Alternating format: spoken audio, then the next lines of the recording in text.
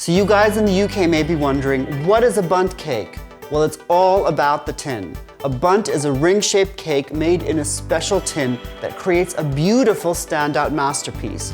But the best thing for home baking show-offs is that the tin does most of the work for you. All you have to do is turn it out and it looks like you spent ages making it. So Bundt pans come in a variety of different shapes, as you can see here.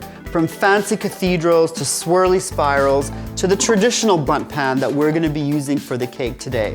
But remember, it's the ring that's the thing. If you don't use a Bundt pan, it's not going to be a Bundt cake. Now this chocolate Bundt cake recipe that I'm going to show you is from my recipe book, Life is Sweet. And it has a secret ingredient which may freak you out, and that's mayonnaise. But trust me, it works. The best thing about American baking is their resourceful use of weird ingredients. Now this particular recipe uses a 25 centimeter Bundt pan, and you can find the recipe link in the description.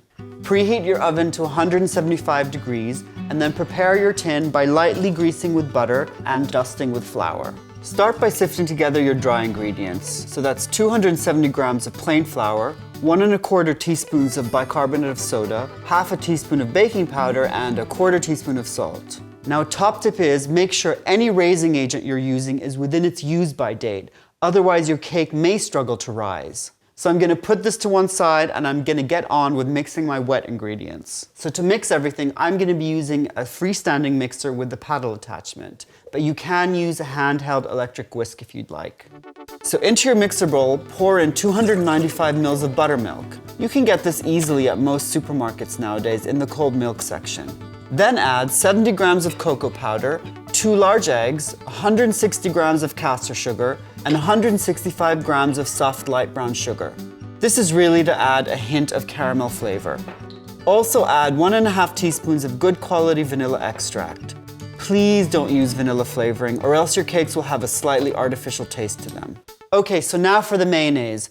I know you're thinking mayonnaise is more at home in a tuna sandwich, but if you think about it, it's a really good ingredient for baking. Mayonnaise is eggs and oil, and we always add those to cakes to make them light and fluffy. The story goes that American bakers started adding mayo to cakes during the Great Depression. Because of limited resources, they just had to use whatever they had to hand. But it's a great secret ingredient to have up your sleeve. So add in 235 grams of full-fat mayonnaise to the wet mixture, and it's going to give the cake the richness that it needs. Kick the mixer into gear and combine the ingredients until smooth. Now we'll just fold in our dry ingredients into the wet mixture by hand with a spatula. Lift the spatula as you fold in to incorporate as much air as you can. Be gentle though so you don't deflate things. So for more chocolate decadence, I'm going to add 60 grams of roughly chopped dark chocolate. A minimum of 70% cocoa solids will make sure that you get a great chocolatey taste.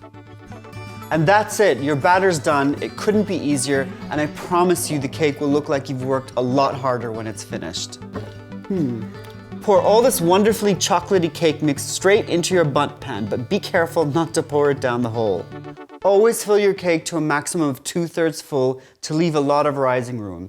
It's better to have some leftover batter that you haven't put in the tin than to have it all overflow and ruin your oven. Bake for 45 to 50 minutes, depending on how fast or slow your oven bakes. A good way to check if it's ready is to press the top of the sponge lightly, and if it springs back, then it's done. Let it cool in the mold for about 20 minutes, then once it shrinks away from the sides a little, turn it out onto a wire rack and let it cool completely. This will help your cake to hold together. Sponge is way more crumbly and liable to fall apart if it's hot. Whilst the sponge cools down, we're now going to make a chocolate glaze. In a small saucepan, put 2 tablespoons of golden syrup, 2 tablespoons of water, and 55 grams of caster sugar, and heat on low until they're all dissolved. So you're going to take it off the heat now and let it cool down just until it's warm, because we're going to be adding chocolate into this, and if it's too hot, the chocolate's just going to seize up. When it's just warm, stir in 85 grams of dark chocolate. Again, a minimum of 70% cocoa solids, and let it melt into the liquid. So I've allowed the glaze to cool and thicken a little, and now I'm just going to drizzle liberally over, and I'm going to wow everybody by serving it.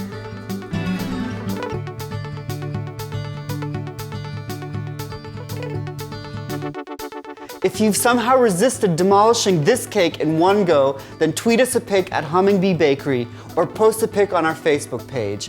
And please don't forget to subscribe and to watch our other baking videos.